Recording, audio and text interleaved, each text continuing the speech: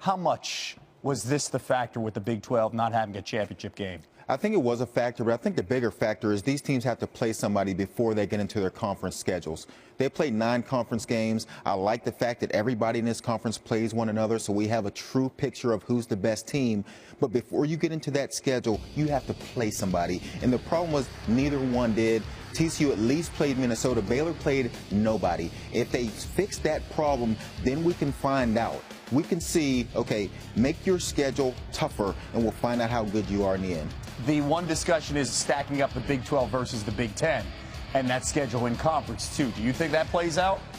I think it does, and again, we can find all these things out. If you just schedule better teams before you get into conference, add a conference championship game, it just clears it up. And then we don't have these what-if situations. You do your job to clear it up and then let the rest of it handle itself. That 13th game, it gives you that extra oomph. Absolutely. If it is against maybe a ranked team inside the conference. Did the committee now get it right with these 4 teams that are in? They got the right 4 teams. They absolutely have the best 4 teams in the country. But I do agree with TCU's argument. If you're going to take this team out, don't move them to 3 5 days ago on Tuesday. We're having a conversation of who should be in 3, 5, and 6.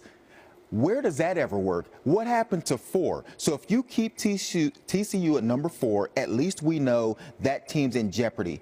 These are humans in this committee. They have the ability to think forward and say, this team is in jeopardy. They may come out. And if that is the case, do not move them to 3. So you felt it was kind of misleading Tuesday night? It was absolutely misleading. Tuesday night, the biggest surprise probably in the entire year from this committee was when TCU jumped to number 3 ahead of an undefeated Florida State team when everybody knew that if Florida State goes undefeated, they stay in. So why even move them to number 4?